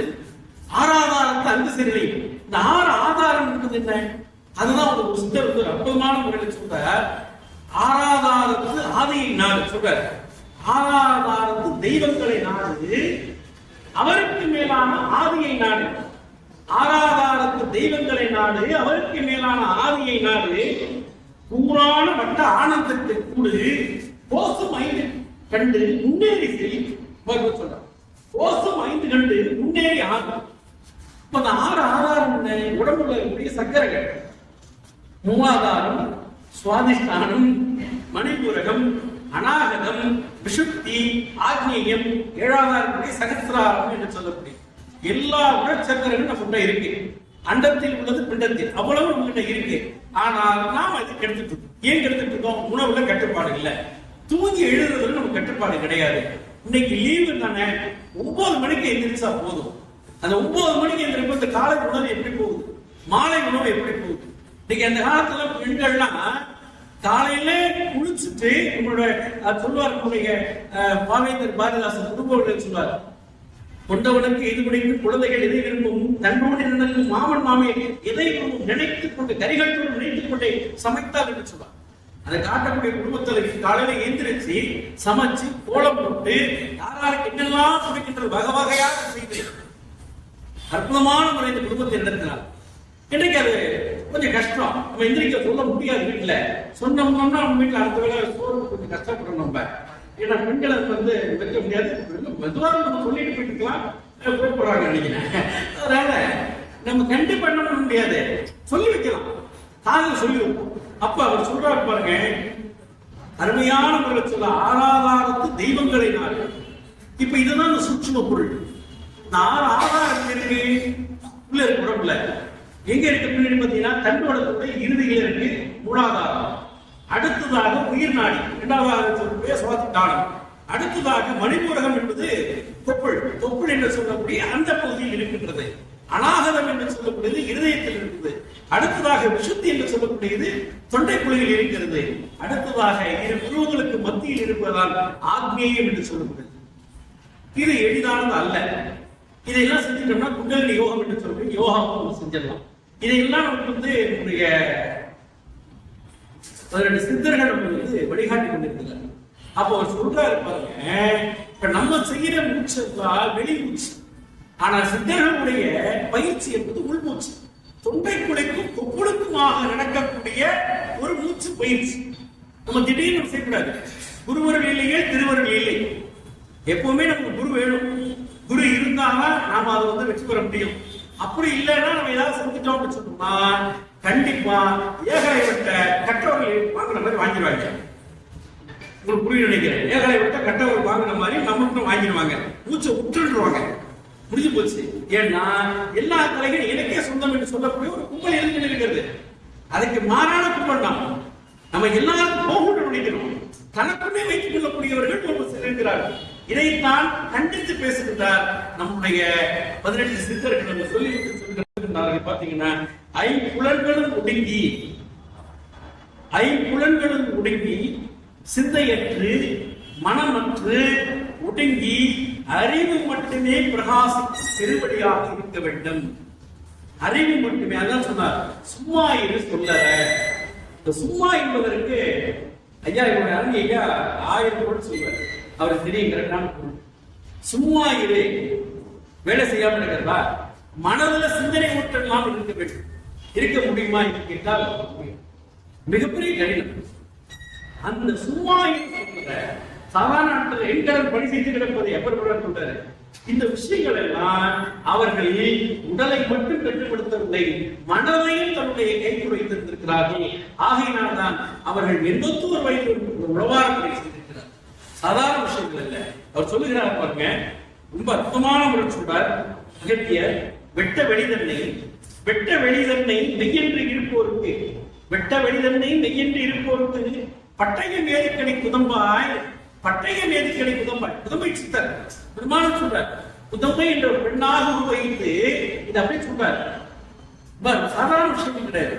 அதாவது கொஞ்சம் விருப்பத்தோடு உள்ள போயிட்டோம்னா இந்த வாழ்க்கையினுடைய தத்துவத்தை நாம் புரிந்து கொள்ளலாம். வாழ்க்கை எதையெல்லாம் நாம் விட்டோம், எவ்வளவு நேரத்தை நாம் சாப்பிட்டுக் கொண்டிருக்கிறோம் என்ற செய்தியை நாம் அறியலாம். அடுத்ததாக திருமூலர் சொன்ன செய்தியை சொல்லி நான் முடிக்கலாம் என்று ஆசைப்படுகிறேன். திருமூலர் சொல்ற, அறிவுக்கு அழிவில்லை, அறிவுக்கு அழிவில்லை, ஆக்கமும் இல்லை. இந்த அறிவை பத்தி அவருக்கு ஒரு டெபினேஷன். அறிவுக்கு என்னன்னு சொல்றாங்க, நாளைக்கு விசிட்டம் அப்படின்னு சொல்லிட்டு இருக்கு. ஆனா திருமூலத்தினுடைய அந்த ஒரு டெபினேஷன் ரொம்ப சாதாரண விஷயம் கிடையாது. அறிவுக்கு அழிவில்லை, ஆக்கமும் இல்லை. அறிவுக்கு அறிவென்றது ஆதாரம் இல்லை. அறிவுக்கு எது ஆதாரம்னா அறிவுதான். அறிவுக்கு அறிவென்றது ஆதாரம் இல்லை. அறிவே அறிவை அறிகின்றது, அறிவே அறிவை அறிகின்றது என்றிட்டு அறைகின்றன மறையீர்கள் நாமே. அதான் மறையீர்கள் என்று சொல்கிறார்.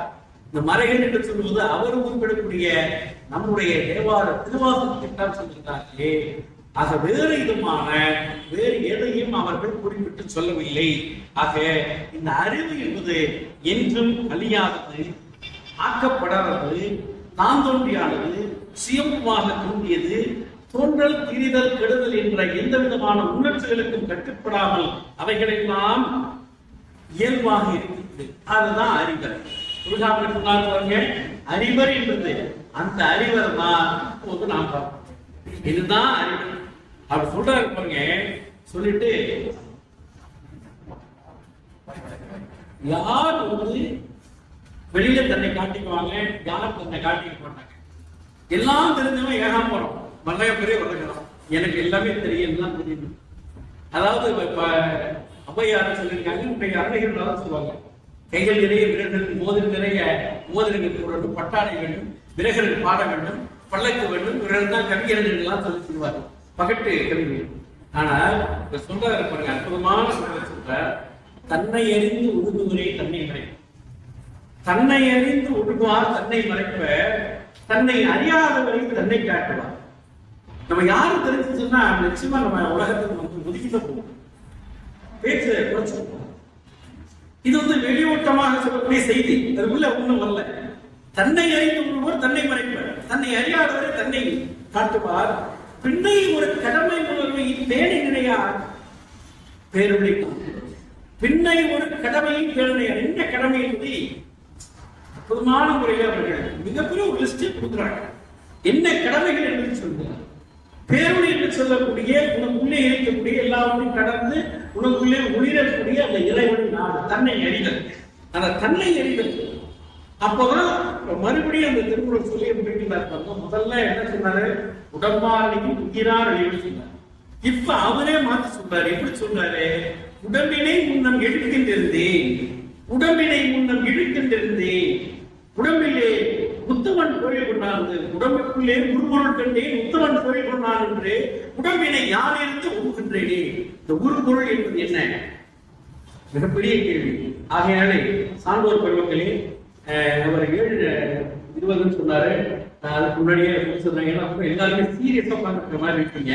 அதனால சமூகம் ஏதாவது அதனால இதோட முடிச்சுக்கலாம்னு நினைக்கிறேன். ஏன்னா இப்ப எல்லாமே நமக்கு சித்தர்கள் என்பவர்கள் வரும் மீண்டும் சொல்லுகின்றேன், அவர்கள் காஷாயம் தரித்தவர்கள் அல்ல, நம்மோடு உதவக்கூடியவர்கள், அவர்கள் காட்சியை கரைந்தவர்கள் என்றெல்லாம் அமானுஷ கருத்துக்கள் ஒரு பக்கம் இருந்தாலும் அவர்கள் அள்ளி சென்ற சொல்லி சென்ற நமக்கு கொடுத்து சென்றிருக்கக்கூடிய அறிவார்ந்த கருத்துக்களை படித்தால் உடைய வாழ்க்கை செம்மைப்படும் என்று சொல்லி இவ்வளவு நேரம் என்னுடைய பேச்சு பொறுமையாக இருந்த அத்தனை மக்களுக்கு நன்றி சொல்லி விடைபெறுகிறேன். நன்றி, வணக்கம்.